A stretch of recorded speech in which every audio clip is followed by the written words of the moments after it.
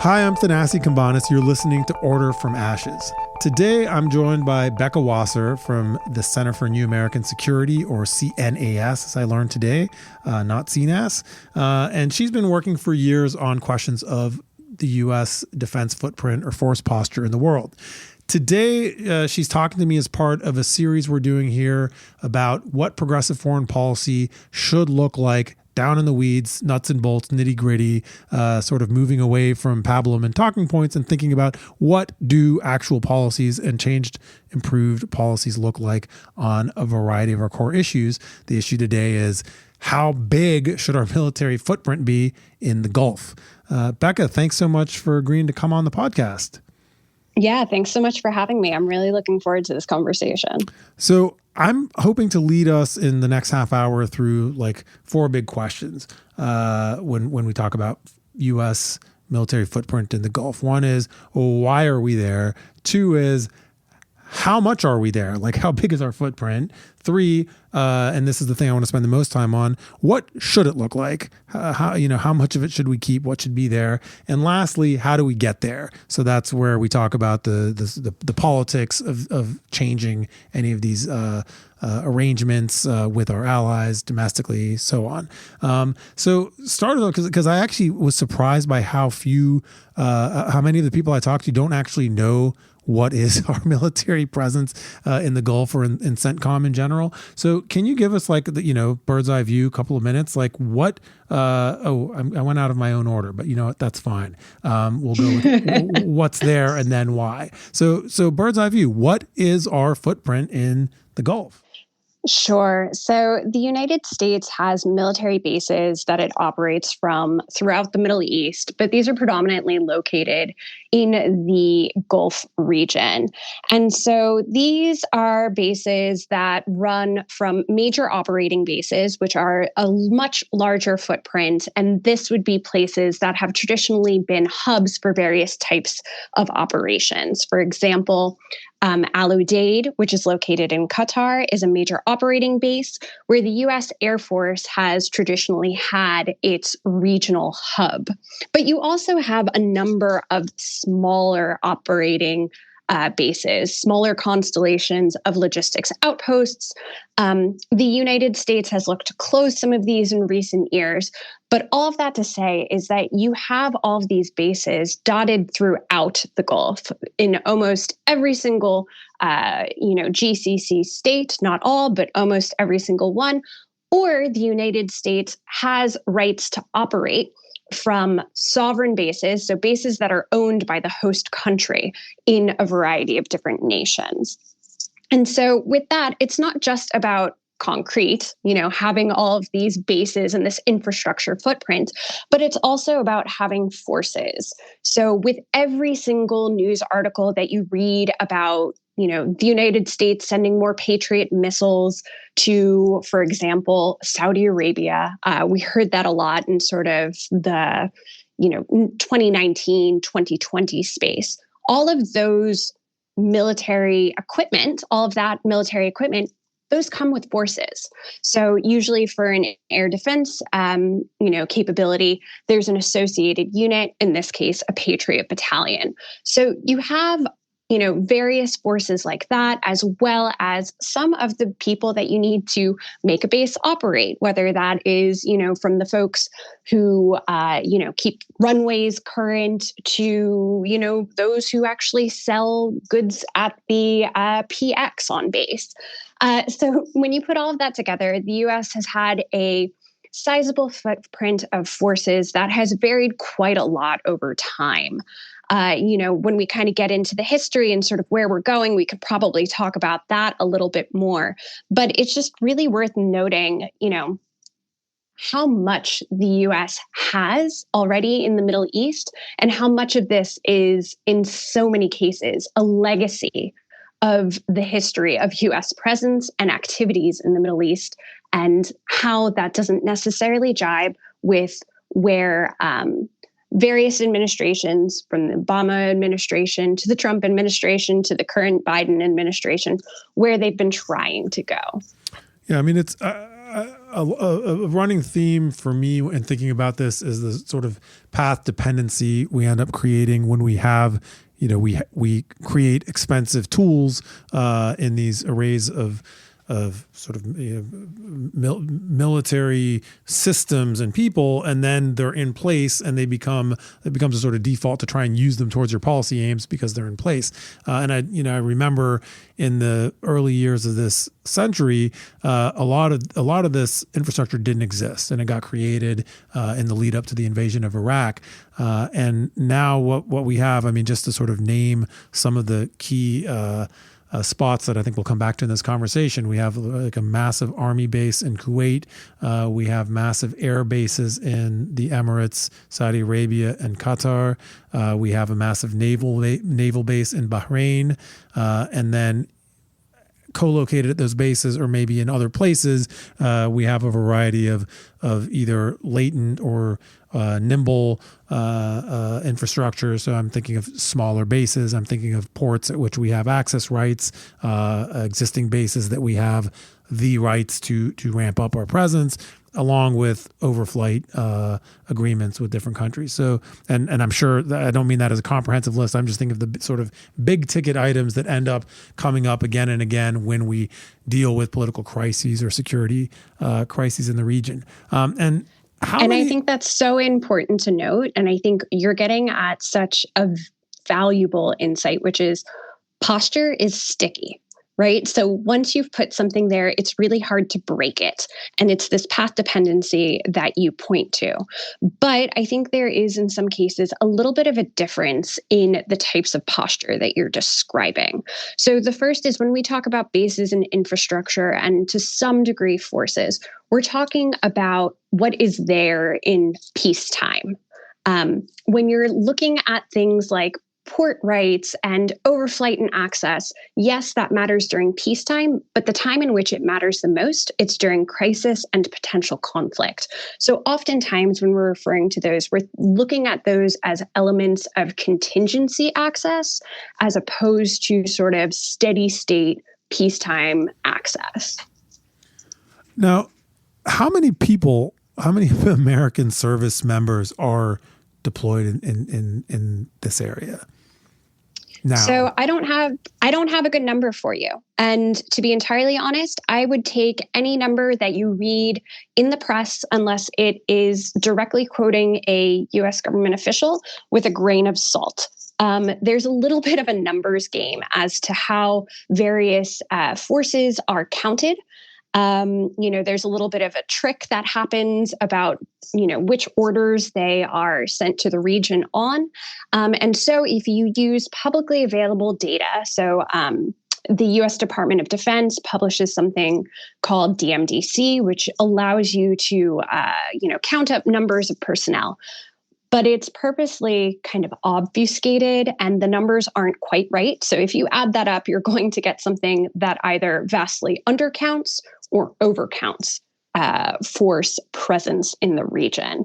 So all of that to say is I don't have a very good number for you, but there has been a very concerted effort that has quietly taken place to quote unquote right size US presence in the region. And part of this has been reducing some of the forces that were sent to the Middle East as almost crisis reaction forces during tensions with Iran in 2019 and 2020.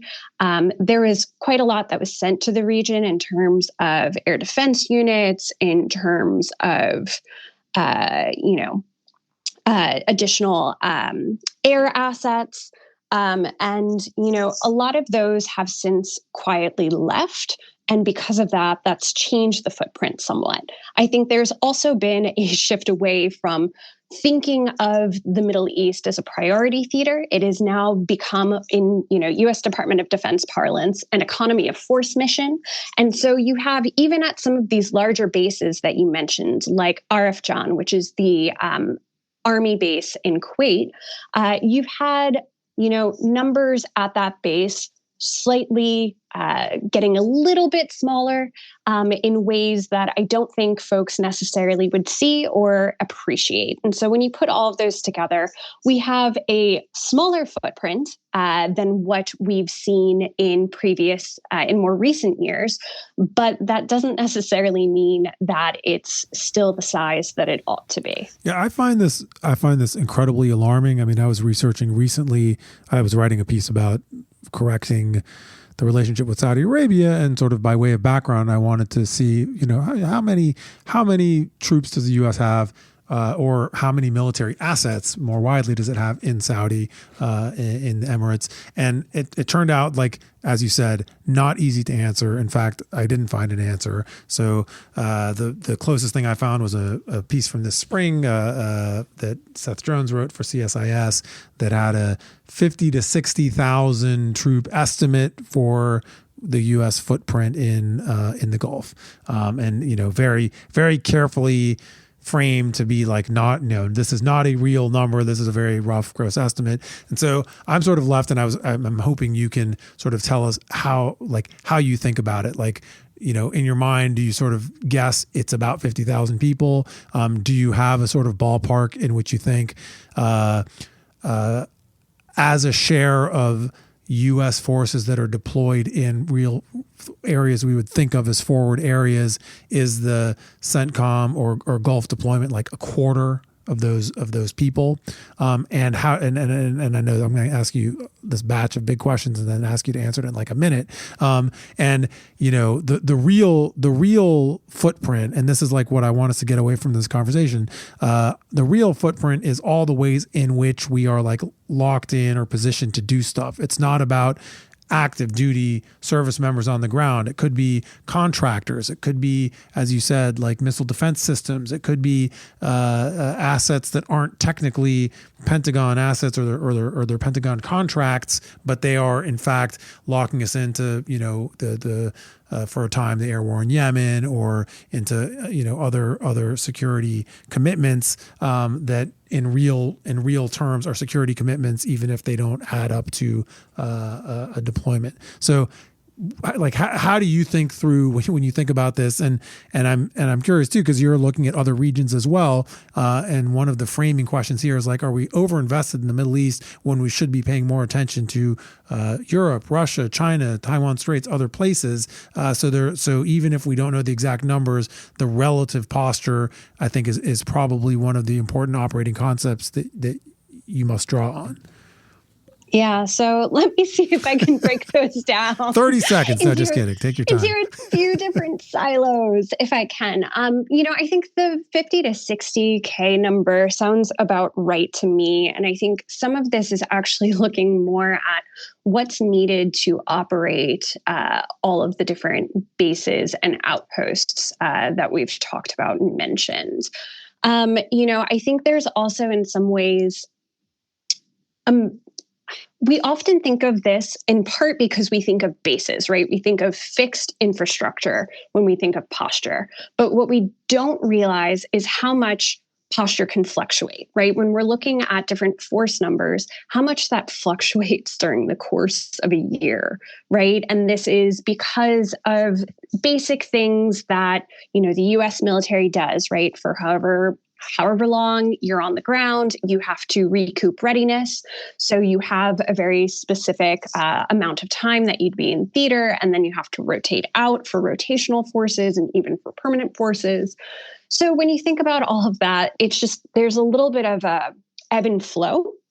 And so usually that's why you end up seeing ballpark numbers, because at any given time, it could change quite a lot.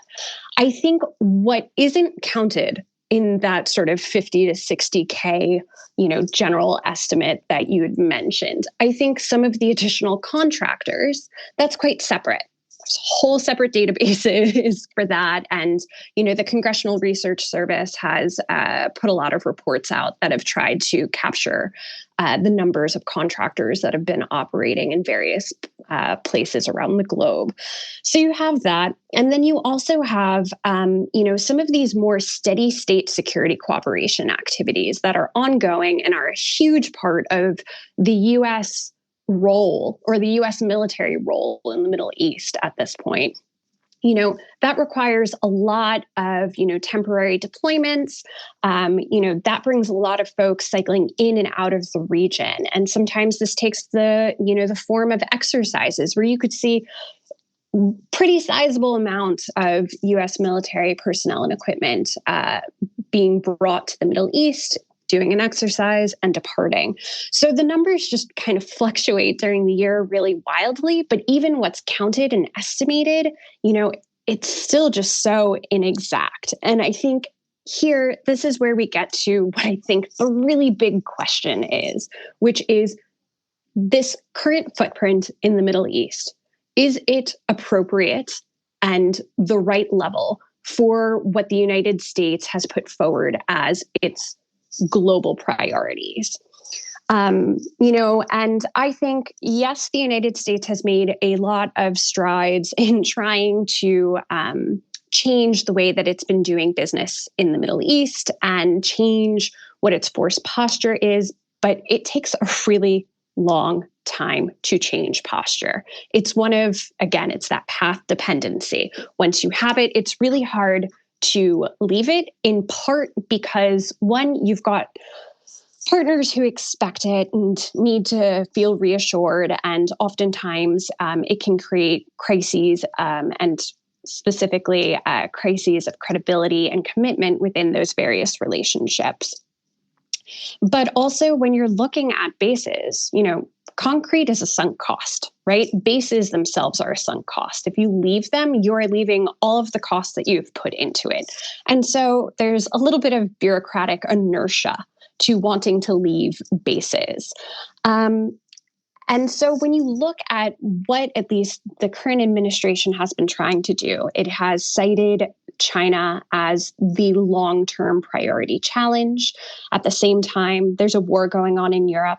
And so there's been a push to ensure that the war doesn't expand further to NATO members, or that Russia is not able to aggress against any NATO members. All of that is taking up a lot of resources and bandwidth, and those are the priorities. And so if you're looking at what is required, for example, to strengthen deterrence in the Indo-Pacific vis-a-vis China, or to be able to reinforce the eastern flank, NATO's eastern flank in Europe, you need to start thinking about how you are going to essentially augment your posture in Europe and China, and where you can get the forces and equipment to do so. And a lot of what is required are these high demand, low density assets, these things that, everyone wants and needs. And this is air defense, this is intelligence, surveillance, and reconnaissance, right? Whether those are drones or other airframes, these are things that are in such high demand. And ultimately, they're going to have to come from the Middle East. But we haven't quite done that, and we haven't gotten there yet. It's still more of a thought than a practice. Okay, we'll be right back after this short break to go back to that question.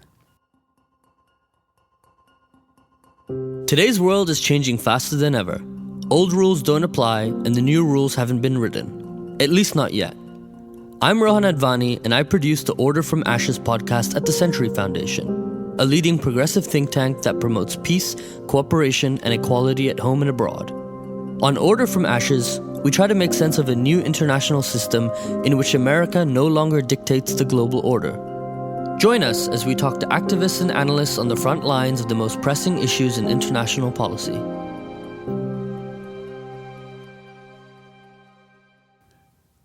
You're listening to Order from Ashes. This is Thanasi Kambanis, and I'm talking to Becca Wasser from the Center for New American Security.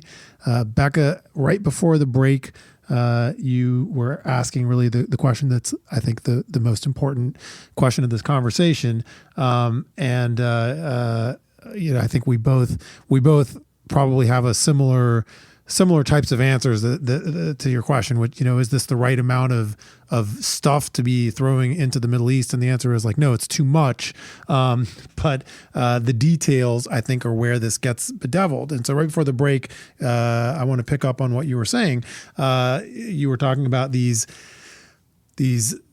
really high prestige and important systems like Patriot missile batteries, air defenses, surveillance drones. So these aren't necessarily things that come with 10 or 20,000 troops, but these are the things that are in short supply and that are incredibly important for security. And that's true whether we're dealing with, the next iteration of ISIS in Iraq and Syria, or whether we're dealing with the crises that we're dealing with right now, a world war-sized war in continental Europe and a burgeoning crisis in the Taiwan Straits. So I guess this is where the rubber meets the road. And I'm wondering sort of how you talk through what next steps look like. I've taken the position that we have to actually start moving these things out.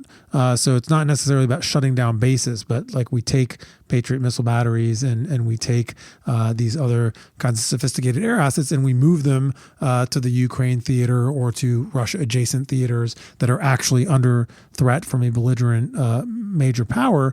And we will manage I'm sure sometimes difficult crises that will ensue with difficult, problematic partners in the Gulf and friendly partners in the Gulf, right? I mean, Qatar will be upset, the Saudis will be upset, the Emiratis will be upset. Some of these are partners that have been good partners. Some of them, like Saudi and the Emirates, have arguably, at least in my view, been really sort of bordering on sabotage, difficult partners. But in any case, there will be concerns, and we already are dealing with a reality where all America's partners in the region say that America is pulling out, right? And their perception is America has turned away from or turned its back on and certainly downgraded its commitment to security in the Middle East. So the U.S. is being faulted for that at any rate, no matter what it has done to this point. Exactly. And I'm old enough to remember when we heard that from Abu Dhabi and Riyadh, multiple times in the initial pivot to Asia during the Obama administration, right? Like, so that's always going to be the case. We're always going to hear that. And at some point, perhaps maybe the lady protests too much. It's never enough, right? Yeah. And so when you think about it like that, really what needs to happen is there needs to be, I wouldn't even call it a radical shift, but a shift in how the United States does business in the Middle East, right? And we're starting to see that. We're starting to see this idea of, frankly, the U.S. military should not be in the lead in the region, right? The U.S. military, security cooperation, arms sales, force presence, those should not be the first, tool in the toolkit that Washington turns to for any given crisis or for upset partners. Instead, it's trying to use different tools to lead the relationship.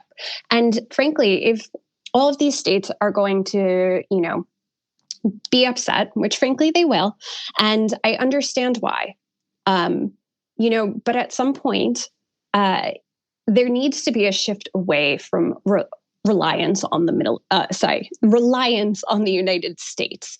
It's either you could try and do this slowly or you can just rip the Band-Aid off. And I think we're getting to the point where you sort of need to rip the Band-Aid off. The United States, for the first time in a very long time, is facing, potential crises. Well, one current crisis, but also a potential crisis with two nuclear armed powers, right? We haven't seen that since the Cold War. I would argue maybe not even since the Cold War. So when you think about that and sort of the gravity and the enormity of the situation, it calls for changing how you've been doing things, because the status quo isn't going to work because the broader international environment has changed so much. And so now how the US deals with the Middle East also has to change. It's going to be the region where the United States is going to accept risk, right? This is something that you hear quite often from US government officials. They're going to accept risk in the Middle East. And what does that mean? It means that the Middle East isn't going to be the number one priority for the US Department of Defense, and thinking about ways to do things differently, to alter the force posture, and to, try and find ways of working with the Gulf states in particular that allow them to take more responsibility for their own security as well as that of the broader neighborhood. And here, I think, this administration in particular is really heavily banking on regional security integration. And by this, I mean integration, security cooperation among the Gulf states and Israel. And in some cases, if we're going to be a little bit crude about it, what this really means is sort of changing the hub and spoke system that very much exists in the Middle East, where the U.S. is, the linchpin, and all of the different Gulf states cooperate with Washington. Instead of Washington being at the center of that, trying to see if they can get Israel to be at the center of that, because there's still, I'm a little bit of a skeptic when it comes down to regional security integration, in part because there are just so many sizable barriers to true cooperation and true integration. And chief among them, it's political mistrust and sovereignty concerns. And unfortunately, I don't think that's going to change anytime soon. Yeah, I think we could spend an hour just on this subject. I'll just say whatever is being hoped for there is unlikely to come to fruition anytime soon.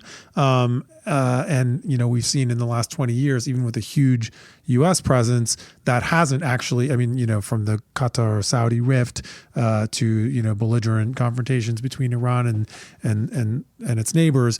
The U.S. presence hasn't actually mitigated those dangers, so we're facing them one way or another. So I'm interested in how you game out what the sort of top pair of threats, which I think you've also identified in things you've written about. One is Iran. The other is the next iteration if it is to materialize, of a Takfiri group like ISIS. So in a sort of downsized or right-sized, smaller, less military priority for the U.S. in this region, how does the U.S. end up dealing with those two threats if and when they escalate? Which I think in moments of crisis like we're experiencing with the Ukraine war, peripheral belligerents often sees that as an opportunity to go for a maximalist gain because they feel like powers like the U.S. are preoccupied elsewhere. So how do you game that out? Yeah, I think opportunistic aggression is definitely something that is, a pretty decent risk here. So I think it really comes down to better linking what U.S. interests are to the potential scenarios that it thinks that it might face, right? When we talk about, the threat from Iran, what is it that the United States is most concerned about? Is it, Iranian gray zone malign behavior? Or is it, Iran being a nuclear power? Because what would be required to manage both it leads to very different force structure and very different choices that one would make. I think it's also worth noting that if you think through things, there's threats, and then there's also just some priorities that the U.S. is going to consistently have in the region. And one that we've heard pretty consistently is, maintaining the freedom of navigation in particularly, the Indian Ocean, Red Sea region, and, in the Gulf as well.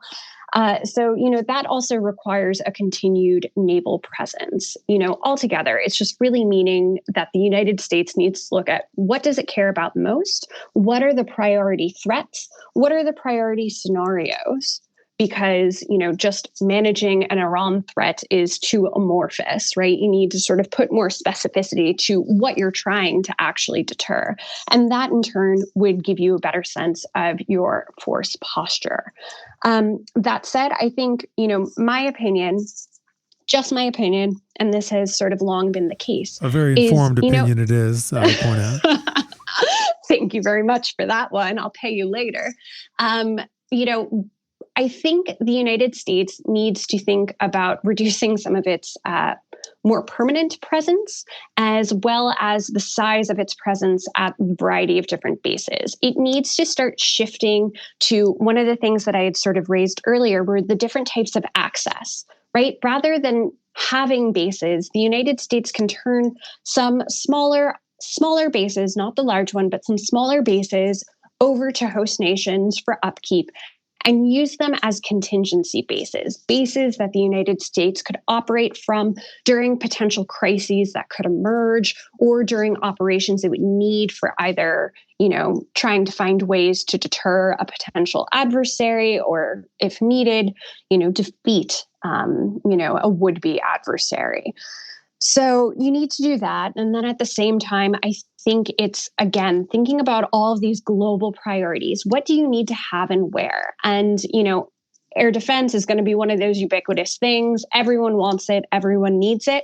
But the Middle East might not necessarily be the priority location for it. And if that's the case, trying to think of what you need to shift out of the theater into other regions, whether that is Europe, and the Indo-Pacific. And through doing that, you're going to slowly start shrinking your force presence at some of these more major operating bases. So for me, it's having a better mix of the types of posture and the types of access that you would need for future operations. Essentially, what you're doing is you're almost developing a hedging footprint where you have the access that you need if you need to plus up during crisis or conflict, but at the same time, you're not doubling down on having that steady state, peacetime competition presence that so many states in the Middle East have become quite reliant on.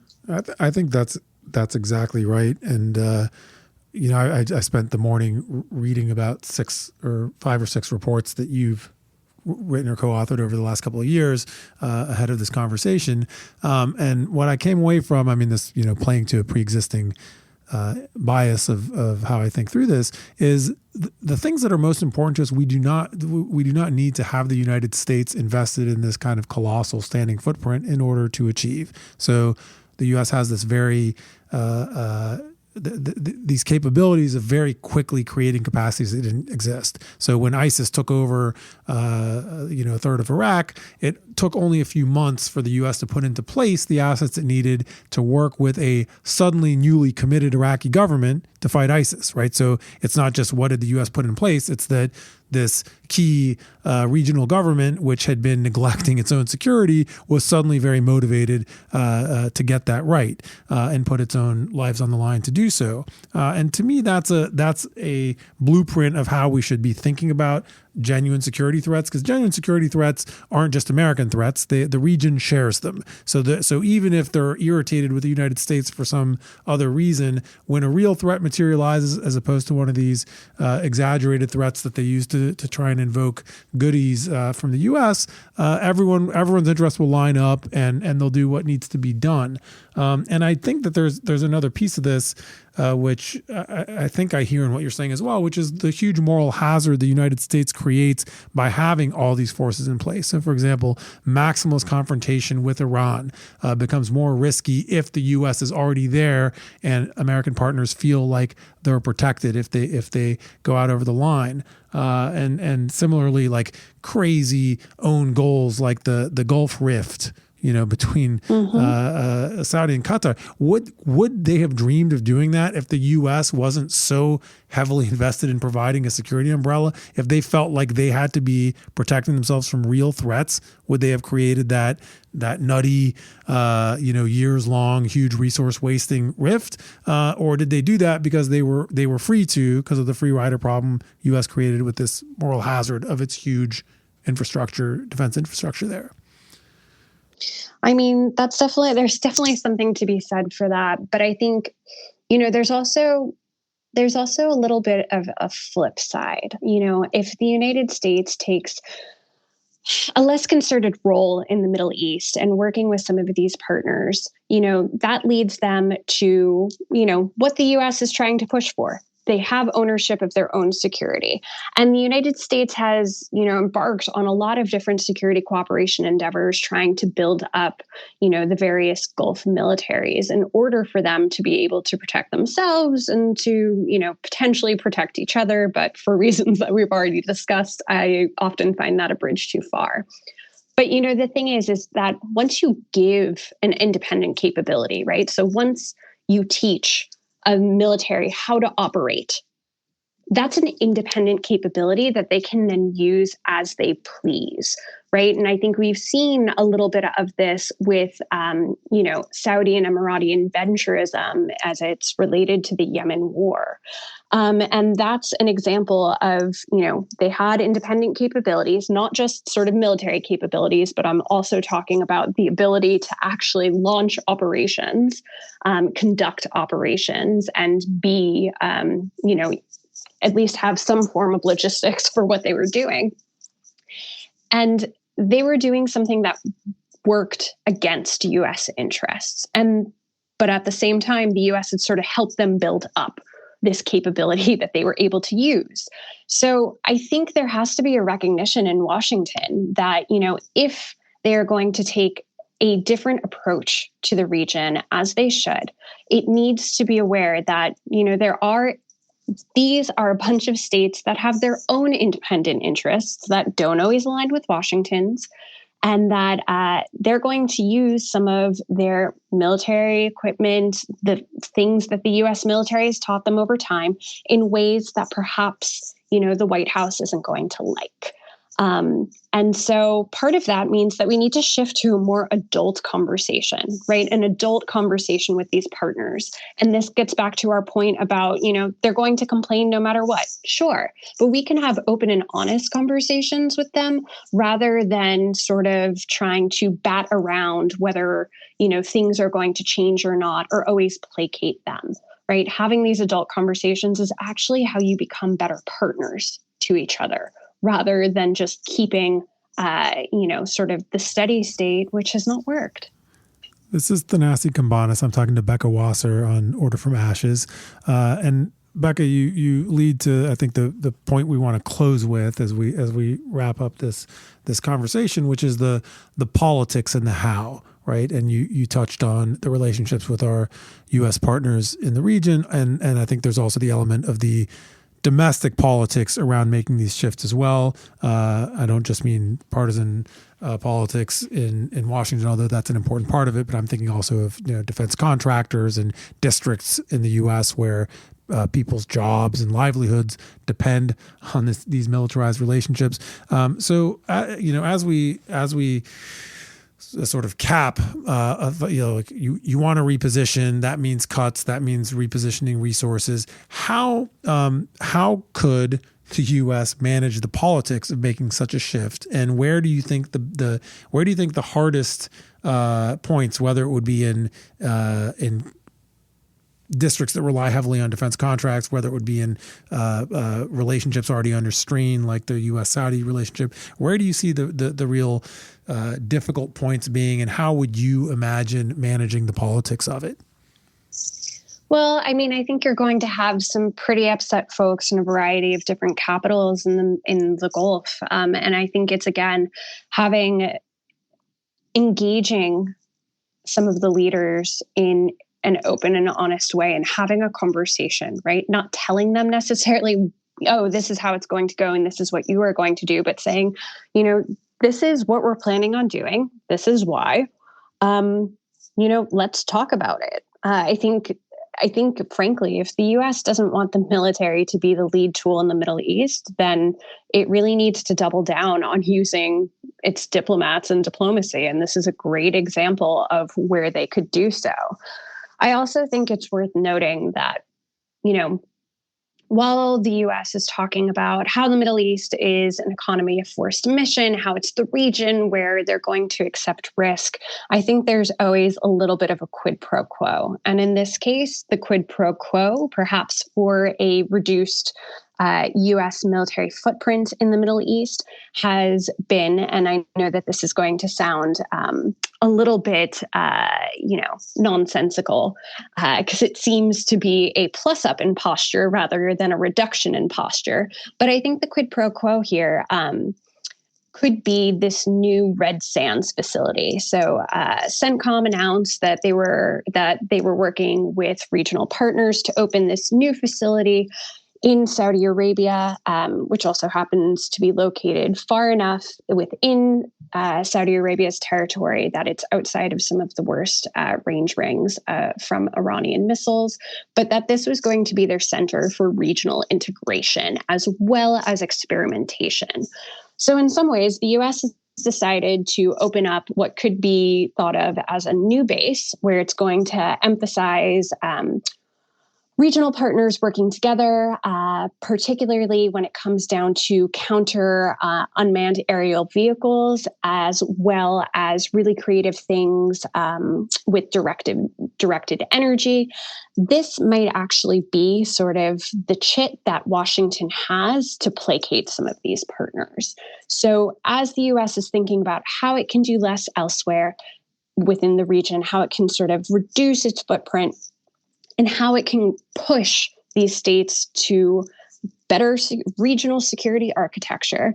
It's, said the trade is we have this new facility. We are clearly here and we're going to be working with you on some of the most pressing threats that you have faced at this facility. Can't you see that we care about your security still?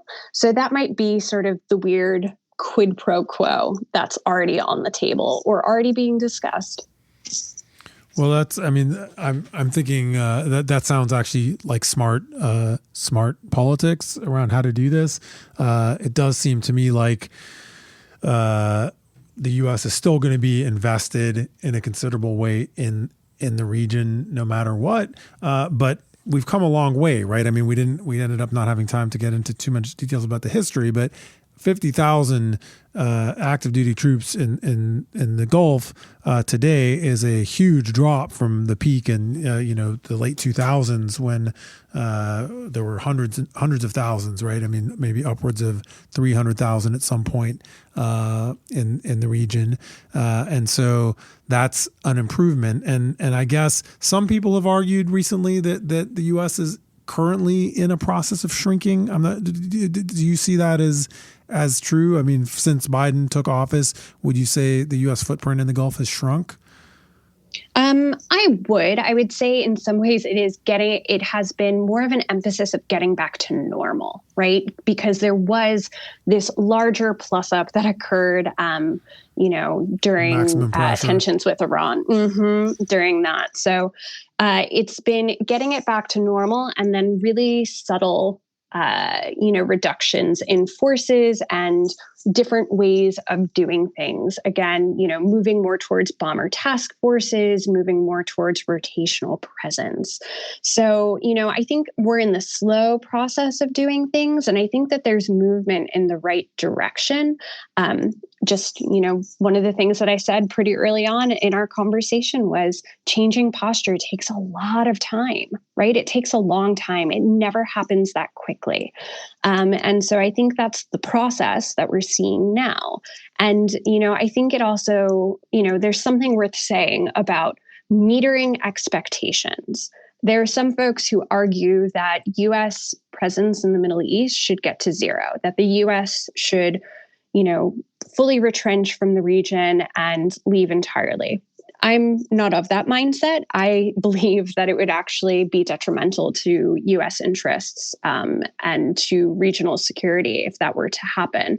But there does need to be more shifts in how the U.S. is operating, where it's operating from, and the presence it needs to have in this peacetime competition phase. And that's what needs to change. And I think we're starting to see some slow changes moving in that direction. Well, Becca, thank you so much for your time. And the last thing you said, I think, is exactly on the point that this whole series and really all our work at Century on Progressive Foreign Policy comes down to, which is if we are looking at how the U.S. can be a constructive internationalist presence, isolationism is not the answer. We're not pacifists looking for a completely demilitarized United States. So it's really hard to get these questions right. How much to be involved, and with the presumption that some amount of involvement is required. Thank you so much. I'm Thanasi Kambanis, Director of Century International. I've been talking with Becca Wasser from the Center for New American Security. This is part of our series on what progressive foreign policy could look like, should look like, if we really deal with the nuts and bolts and thorny details of all these tough policy questions. Becca, thank you so much for coming on the podcast. Yeah, thanks so much for this great conversation.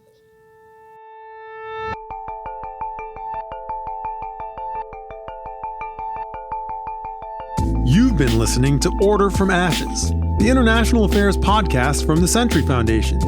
If you've enjoyed what you heard, please rate us and leave a review wherever you get your podcasts. It'll make it easier for other listeners to find us and help us to keep producing these conversations. Thanks for listening. Till next time.